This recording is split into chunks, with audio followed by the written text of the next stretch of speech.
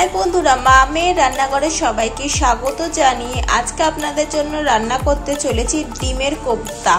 উপকরণে কি কি লাগছে একবার আপনারা দেখে নিন। এখানে রেখেছি সেদ্ধ ডিম, ভাজা আলু, বেরেস্তা, টক দই,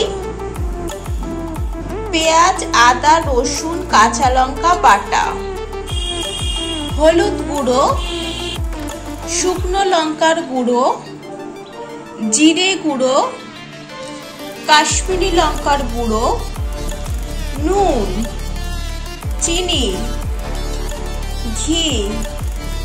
সেদ্ধ ডিমটাকে মাখার জন্য প্রথমে দিয়ে দিচ্ছি কাশ্মীরি লঙ্কার গুঁড়ো, নুন, হলুদ গুঁড়ো।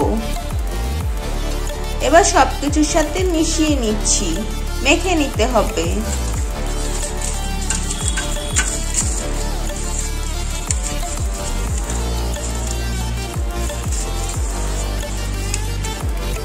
ডিমটার গায়ে একটু কাটা কাটা করে দিই যাতে ডিমটার ভেতরে তরকারিটা ঢোকে, মশলা ঢোকে।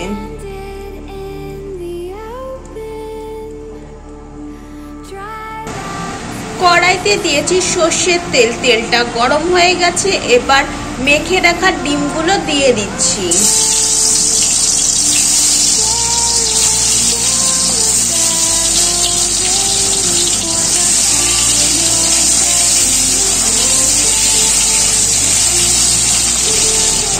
ডিমগুলো ভাজা হয়ে গেছে, এবার তুলে নিচ্ছি।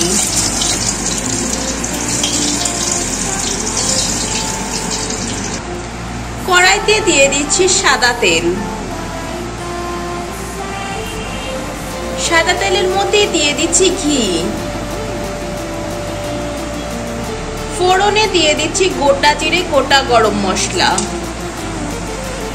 এবারে দিয়ে দিচ্ছি পেঁয়াজ বাটা, আদা বাটা, রসুন বাটা, কাঁচা লঙ্কা বাটা।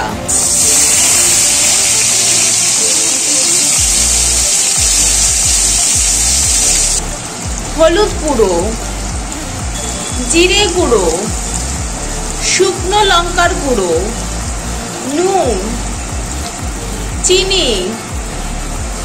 এবার মশলাটাকে ভালো করে কষিয়ে নিতে হবে।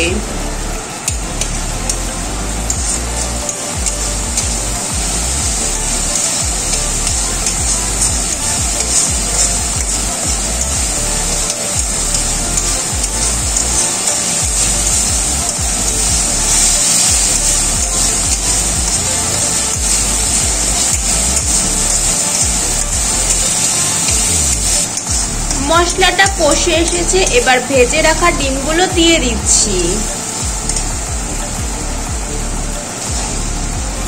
ভেজে রাখা আলুগুলো দিয়ে দিচ্ছি। বেরেস্তা, টক দই। এবার সবকিছুর সাথে মিশিয়ে নিচ্ছি।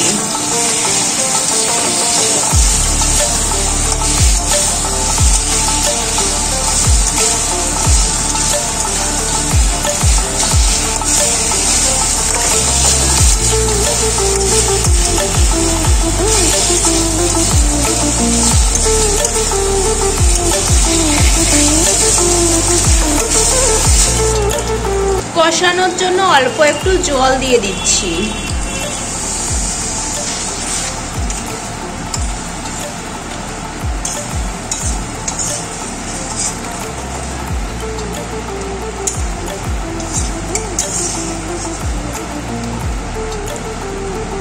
কিছুক্ষণের জন্য ঢেকে দিচ্ছি। 2 মিনিট পর ঢাকনা খুলে নিচ্ছি।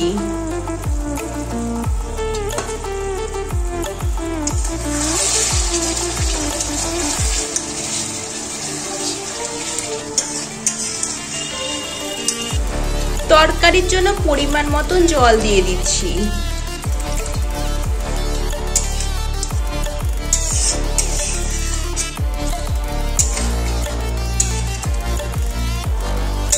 তরকারিটা ফুটে এলেই নামিয়ে নেব।